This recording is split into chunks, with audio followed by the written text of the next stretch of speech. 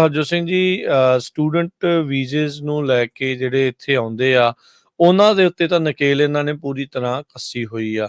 ਕਹਿੰਦੇ ਵੀ ਅਸੀਂ ਜਿਹੜੇ ਸਟੂਡੈਂਟਸ ਆ, ਇਹ ਜਿਹੜੀ ਪਹਿਲੀ ਖਬਰ 'ਚ ਤੁਹਾਨੂੰ ਇਮੀਗ੍ਰੇਸ਼ਨ ਵਾਲੀ ਦੱਸੀ, ਕਹਿੰਦੇ ਵੀ ਉਹਨਾਂ ਦੀ ਵੀ ਅਸੀਂ ਪੂਰੀ ਜਾਂਚ ਸੋਸ਼ਲ ਮੀਡੀਆ ਦੀ, ਹਰ ਇੱਕ ਤੁਹਾਡਾ ਜਿਹੜਾ ਵੀ ਕਹਿੰਦੇ ਸੋਸ਼ਲ ਮੀਡੀਆ ਹੈਗਾ ਆ, ਉਸ ਦੀ ਅਸੀਂ ਜਾਂਚ ਕਰਨੀ ਹੈ। ਕਹਿੰਦੇ it is a privilege to be granted a visa to live study in United States of America.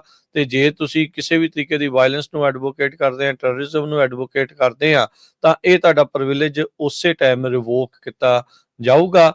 ਤੇ ਕਹਿੰਦੇ ਵੀ ਤੁਹਾਨੂੰ ਇਸ ਮੁਲਕ ਦੇ ਵਿੱਚ ਰਹਿਣ ਦੀ ਫਿਰ ਇਜਾਜ਼ਤ ਨਹੀਂ ਹੈਗੀ। ਆਲਰੇਡੀ ਕਹਿੰਦੇ ਵੀ ਇੱਕ ਨਵਾਂ ਬਿੱਲ ਹਰਜੋਤ ਸਿੰਘ ਜੀ, ਸਟੂਡੈਂਟ ਵੀਜ਼ੇ ਦੇ ਉੱਤੇ ਜਿਹੜੇ ਆਉਂਦੇ ਨੇ ਹੁਣ ਵਿਦਿਆਰਥੀ, ਉਹ ਇਵੈਂਚੁਅਲੀ ਇੱਕ ਰਾਹ ਹੁੰਦਾ ਆ ਵੀ ਉਹ ਨੌਕਰੀ ਲੱਭੂਗੀ, H1 ਹੋਊਗਾ, ਤੇ ਫਿਰ ਕਿਤੇ ਜਾ ਕੇ ਇੱਕ ਪਾਥਵੇ ਟੂ ਸਿਟੀਜ਼ਨਸ਼ਿਪ ਜਾਂ ਗ੍ਰੀਨ ਕਾਰਡ ਜਿਹੜਾ ਉਹ ਬਣਦਾ, ਜਿਹੜਾ ਹੈ ਬਹੁਤ ਲੰਮਾ ਪੈਂਡਾ। ਪਰ ਕਹਿੰਦੇ ਵੀ ਇੱਕ ਨਵਾਂ ਬਿੱਲ ਲਿਆਂਦਾ ਜਾ ਰਿਹਾ ਜਿਸ ਦੇ ਨਾਲ OPT ਜਿਹੜੀ ਹੁੰਦੀ ਆ, ਆਪਸ਼ਨਲ ਪ੍ਰੈਕਟੀਕਲ ਟ੍ਰੇਨਿੰਗ, ਉਸ ਨੂੰ ਵੀ ਜਿਹੜਾ ਉਹ ਖਤਮ ਕਰਨ ਬਾਰੇ ਸੋਚ ਰਹੇ ਨੇ। ਜੀ ਬਿਲਕੁਲ। ਕਹਿੰਦੇ ਭਈ 9 ਲੱਖ ਦੇ ਕਰੀਬ ਜਿਹੜੇ ਲੋਕ ਪਿਛਲੇ 2 ਸਾਲਾਂ ਚ ਆਏ ਆ, ਉਹਨਾਂ ਨੂੰ ਜੋ CBP ਐਪ ਰਾਹੀਂ ਆਏ ਆ, ਜਿਹੜੇ ਤਾਂ ਵੈਲਕਮ ਕਰਦੇ ਸੀ, ਹੁਣ ਗੋ ਬੈਕ ਕਰੋ। ਉਹ ਤੋਂ ਬਾਅਦ 6 ਲੱਖ ਲੋਕ ਜਿਹੜੇ ਟੈਂਪਰੇਰੀ ਸਟੇਟਸ ਜਿਹਨਾਂ ਨੂੰ ਦਿੱਤਾ ਗਿਆ ਸੀ, ਹੇਤੀ ਵਗੈਰਾ ਦਾ, ਹੰਡਰਾਸ, ਜਦੋਂ ਉੱਥੇ ਕੋਈ ਨੈਚੁਰਲ ਡਿਜ਼ਾਸਟਰ ਆਇਆ ਸੀ। ਉਹ ਤੋਂ ਬਾਅਦ ਫਿਰ 500 ਤੋਂ ਵੱਧ ਹੁਣ ਤੱਕ ਜਿਹੜੇ ਸਟੂਡੈਂਟਸ ਆ, ਵੱਖ-ਵੱਖ ਟੌਪ ਨੌਚ ਯੂਨੀਵਰਸਿਟੀ ਜਿਹੜੀਆਂ Columbia, Yale, Stanford, UC Berkeley, ਇਹਨਾਂ ਦੇ ਸਟੂਡੈਂਟਸ ਦੇ ਵੀਜ਼ੇ ਆਲਰੇਡੀ ਰਿਵੋਕ ਕਰ ਦਿੱਤੇ ਗਏ ਹੈਗੇ ਆ। ਨੈਫਸਾ ਇੱਕ ਨੈਟਵਰਕ ਆਫ ਯੂਨੀਵਰਸਿਟੀ ਤੇ ਇੰਡੀਵਿਜੂਅਲ ਅੰਗੇਜਡ ਇਨ ਇੰਟਰਨੈਸ਼ਨਲ ਐਜੂਕੇਸ਼ਨ ਇਹ ਆਰਗੇਨਾਈਜੇਸ਼ਨ ਆ, ਇਹਨਾਂ ਨੇ ਫਾਈਨੈਂਸ਼ੀਅਲ ਟਾਈਮਸ ਰਿਪੋਰਟ ਕਰ ਰਹੀ ਵੀ 500 ਤੋਂ ਵੱਧ ਜਿਹੜੇ ਸਟੂਡੈਂਟਸ ਆ, ਉਹਨਾਂ ਦੇ ਵੀਜ਼ੇ ਆਲਰੇਡੀ ਰਿਵੋਕ ਕਰ ਦਿੱਤੇ ਗਏ ਆ।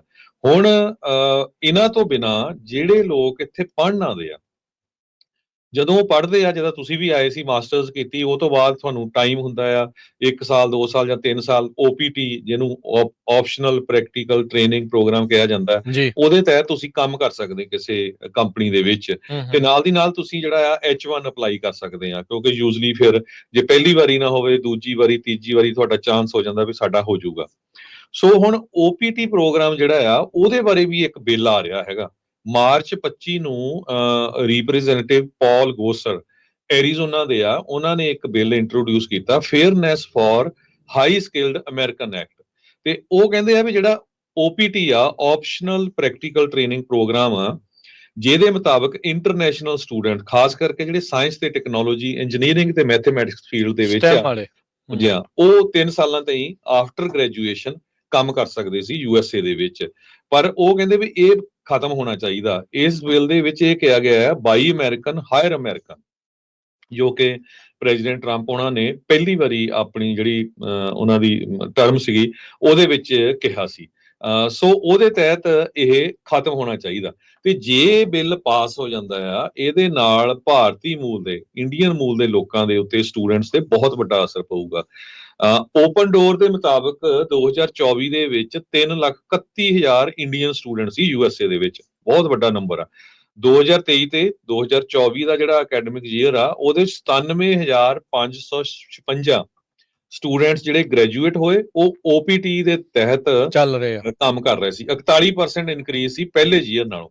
ਹੁਣ ਤੁਸੀਂ ਹਿਸਾਬ ਲਾ ਲਓ ਵੀ ਜੇ ਇਹ OPT ਖਤਮ ਹੁੰਦਾ ਤੇ 91,000 ਜਿਹੜੇ ਸਟੂਡੈਂਟ, 97,556 ਜਿਹੜੇ ਸਟੂਡੈਂਟਸ ਆ, ਉਹਨਾਂ ਨੂੰ ਵਾਪਸ ਜਿਹੜਾ ਆ ਇੰਡੀਆ ਜਾਣਾ ਪਊਗਾ।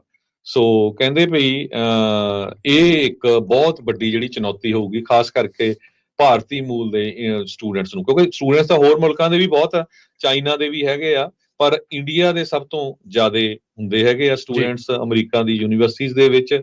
ਤੇ OPT ਦੇ ਉੱਤੇ ਤੁਹਾਨੂੰ ਦੱਸਿਆ ਹੀ ਆ ਵੀ ਕਿੰਨੇ ਕੁ ਸਟੂਡੈਂਟਸ ਹੈਗੇ ਆ, ਉਹਨਾਂ ਚੋਂ ਹੀ H1 ਪਿਕ ਹੋ ਜਾਂਦੇ ਆ। ਪਰ ਜੇ ਇਹ ਪ੍ਰੋਗਰਾਮ ਖਤਮ ਹੋ ਜਾਂਦਾ ਜਦੋਂ ਤੁਸੀਂ ਗ੍ਰੈਜੂਏਟ ਹੋ ਗਏ, ਸੋ ਉਹਦਾ ਮਤਲਬ ਇਹ ਹੋਊਗਾ ਵੀ ਆਉਣ ਵਾਲੇ ਸਮੇਂ ਦੇ ਵਿੱਚ ਅਮਰੀਕਾ 'ਚ ਜਿਹੜੇ ਸਟੂਡੈਂਟਸ ਆ, ਉਹ ਪੜ੍ਹਨ ਆਉਣਾ ਨਹੀਂ ਪਸੰਦ ਕਰੂਗੇ। ਵੀ ਜੇ ਸਾਨੂੰ ਉੱਥੇ ਕੋਈ ਚਾਂਸ ਨਹੀਂ ਮਿਲਣਾ ਉੱਥੇ ਰਹਿਣ ਦਾ, ਉੱਥੇ ਕੰਮ ਕਰਨ ਦਾ, ਤੇ ਫਿਰ ਆਪਾਂ ਅਮਰੀਕਾ ਕਿਉਂ ਜਾਣਾ ਹੈਗਾ? ਕਿਉਂਕਿ ਜਿਹੜੀ ਫੀਸ ਆ, ਜਿਹੜੇ ਤੁਸੀਂ ਵੀ ਐਜ਼ ਏ ਸਟੂਡੈਂਟ ਆਏ ਸੀ, ਕਿੰਨੀ ਜਿਹੜੀ ਜ਼ਿਆਦਾ ਫੀਸ ਆ ਇੰਟਰਨੈਸ਼ਨਲ ਸਟੂਡੈਂਟਸ ਦੀ ਬਾਕੀਆਂ ਨਾਲੋਂ। ਜੀ ਬਿਲਕੁਲ।